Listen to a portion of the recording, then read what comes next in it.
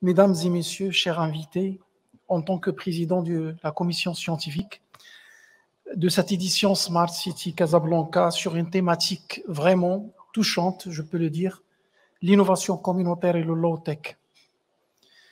Donc, je me réjouis de l'ensemble des échanges riches par la confirmation de notre position sur la ville intelligente low-tech comme approche innovante et contextuelle pour une ville inclusive, communautaire et durable. Comme les éditions précédentes, cette année a vu une forte participation d'universitaires, de fonctionnaires, des professionnels, des ONG, des experts et start-upers. Et c'est extraordinaire que cette année, on n'a pas été limité au panel officiel, des discours officiels ou des discours purement universitaires, mais on était aussi hands-on. C'est la partie des start-upers et aussi la participation des citoyens, des jeunes qui ont présenté des solutions concrètes. Et c'est extraordinaire. On voit très clairement la force de proposition des solutions low-tech. Donc, on est vraiment au vif du sujet. Un ajout innovant à l'édition de cette année a été l'inclusion de nos concitoyens grâce à notre extension à la place des Nations Unies. Le village des startups a aussi servi de plateforme intéressante pour mettre en valeur le travail innovant réalisé par des équipes proposant des solutions low-tech pour le développement communautaire. Ce ne sont pas des solutions top-down, mais plutôt des solutions bottom-up qui reflètent vraiment le génie du lieu et ce qu'on dit le placemaking. Au cours de la cérémonie d'ouverture, il a été aussi souligné de la vision partagée par l'ensemble de nos responsables et autorités publiques sur l'importance d'un territoire intelligent, d'être inclusif et accessible à tous. Et on voit clairement, dans la partie top-down, il y a aussi un changement de mindset, ce qui est extraordinaire pour le Maroc de demain. Une vision qui garantit des solutions intelligentes sont explorées pour résoudre les problèmes du citoyen ordinaire, des solutions low-tech accessibles à tous. Et c'est ça la vraie signification du low-tech. Et dans ce sens, si je peux même donner quelques éléments clés de l'ensemble des interventions, sans bien sûr donner une synthèse de chaque session, je m'excuse. Donc, ce qu'on a vu comme sorte de déduction des différentes idées, la première, bien sûr, idée stratégique, c'est la convergence entre les collectivités locales, les initiatives communautaires et, bien sûr, M. Safir des collectivités territoriales a bien démontré qu'il y a une volonté macro d'inclure la communauté dans le développement du territoire. Et c'est une approche intégrée, très louable pour le Maroc, et je pense qu'on est sur la bonne voie. Le deuxième point, c'est le low-tech, ce n'est pas dans le sens de chercher le luxe de la technologie, mais le low-tech, c'est plutôt de rétablir l'intelligence des Marocains, de rétablir l'intelligence territoriale du Maroc à travers l'histoire. On n'est pas un pays de 10 ans, on est un pays, bien sûr, des siècles, et je pense le low-tech, il était là-bas dans l'artisanat, dans les médinas.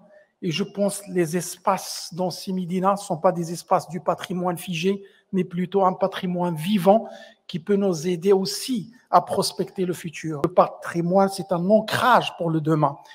Et le low-tech, c'est un outil pour aller en avant, pour chercher des résolutions intelligentes, pour la territorialité et, bien sûr, le développement durable.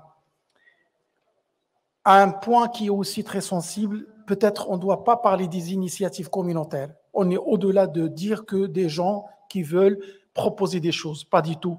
Mais on doit dire qu'on a besoin des politiques au niveau des gouvernements, qui sont des politiques inclusives de la résilience communautaire.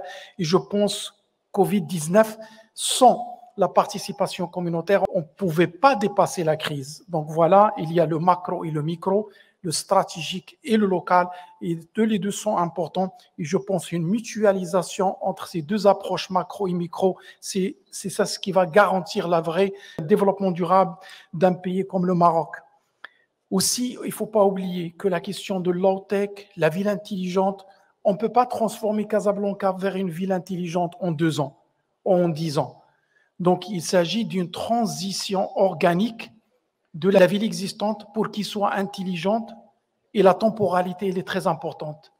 Et on ne peut pas transiter vers une ville intelligente sans qu'il y ait des expérimentations, sans qu'il y ait le test and learn, sans qu'il y ait aussi des modèles émergents, donc les best practices. Et dans ce sens, on doit vraiment voir les modèles des villes smart à côté, comme Ben Guerir, Mazagan, Zennata, et je pense les deux modèles de l'OCP vers des villes intelligentes qui se basent sur le savoir, parce qu'il ne faut pas oublier, les solutions low-tech et l'innovation communautaire ne peut se faire sans éduquer les gens, les former et les sensibiliser autour du savoir, comme la Médina de Fès. Sans la Qarawiyyin, on ne pouvait jamais avoir la Médina de Fès.